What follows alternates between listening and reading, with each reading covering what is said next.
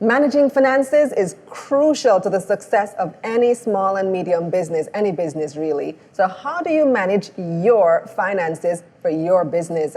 I'm Kalila Reynolds, and it's time for another episode of Money Moves JA, brought to you by Exim Bank's Business Advisory Service. My guest today is Errol Barnaby. He's the General Manager of Exim Bank's Finance Department. And keep watching because I also have a giveaway coming up.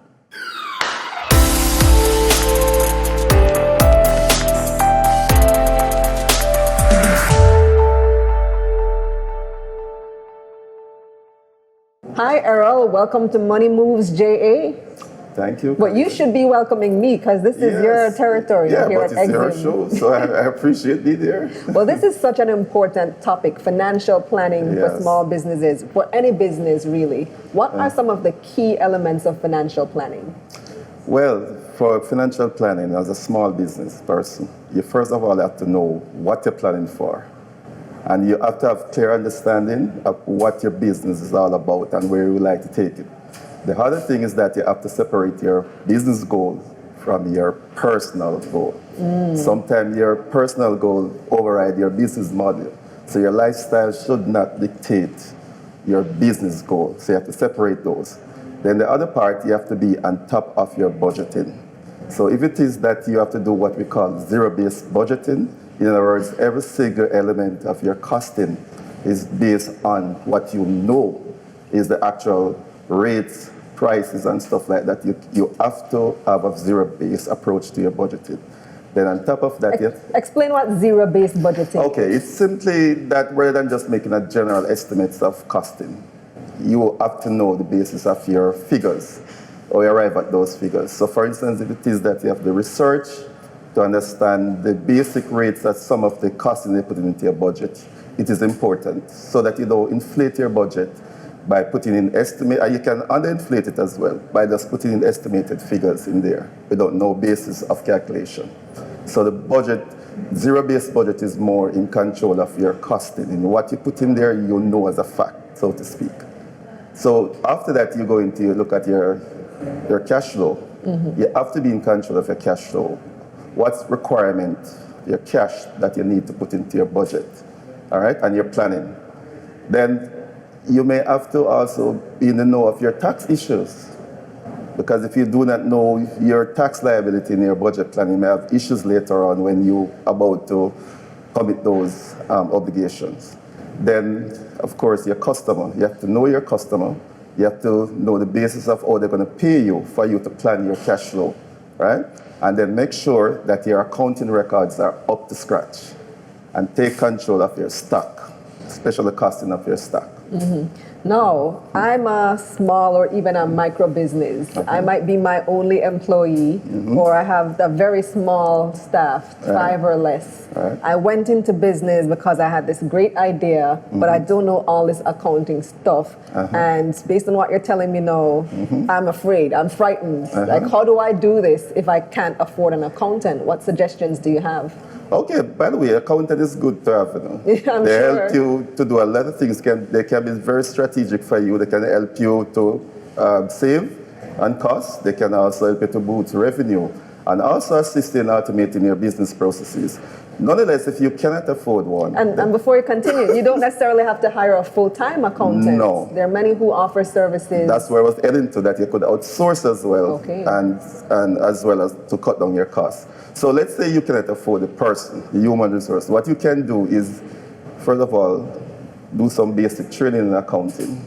Have an understanding of how your debit and your credit works, where you track your transaction, a financial transaction. Then also you can get a small accounting package, just something off the shelf that can really input your daily transaction to kind of give you some report that you want. And if it is that you do not understand tax issue, a package from where? Well, you have some simple accounting package. Software? Software. So like QuickBooks? QuickBooks, so to speak. Those small ones that doesn't cost much. So you can always, from your end, do some data entry in there, generate reports from those packages. Then you can outsource if you do not understand how to compute your tax, etc. You can outsource that to an accountant. So there it is, you can minimize your costs. That will be associated with having a full-time accountant. Makes sense. Yes. Not so bad. So, what are some of the best tools to to control your expenses? All right, first of all, you have to practice procurement planning.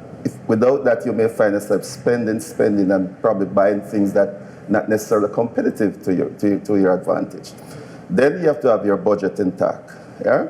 And for every dollar that you spend, make sure you see the return on that dollar. You can feel it coming in. Yeah? And then embrace technology. It's very important for you if you want to maintain your expenses and in control of your expenses. Embrace technology. What type of technology? Well, you have technology that I mentioned the accounting software. I mentioned things that can track your costing of your stock, etc., your merchandise. It eliminates the manpower needs. So therefore, to be efficient and effective, technology may assist you to control some of those costs and be on top of your fixed costs. Once you lose that, you're going to be in trouble losing your fixed costs. There are inescapable expenses that you must be on top of. How often should you track these costs? Well, it depends on the type of business you're running. I would say as best as possible. Given what is happening now in COVID, we may have to be on top of a daily or monthly in the know of knowing what is happening in the business. You don't want to wait until things happen and you're waiting for the best to happen. So I would say as frequent as possible for your business. Normally, the person will say monthly, quarterly, annually, but to me, I believe a small business person should be on top of their costs. What is happening in their business on a frequent basis? Yeah, I like to take a look weekly. Actually, I like to look daily. I do some of the bank balance accounting. I just look at what's there and knowing what I can afford. But what determines the financial fitness of a business? Well, it depends how you look at it. You can take your financial ratios, for instance, your solvency rate. You can look at your profitability. You could take into account your balance sheet if it's healthy, and also your ability to access finance. All right? That is so important to you as well. So you are here at Exim. What are the things that you all look for in the financials of a business? Well, their cash flow, for instance, their profitability. And as a going concern, the business, you have to establish that with us, that you'll be able to pay back your loans. All right? Sometimes you may have challenges with regard to customer or your timing of your cash flow. For instance, your customer don't pay you, in the meantime you have commitments to fulfill. But nonetheless, you have to be in the know in terms of how your cash is going to flow in the system.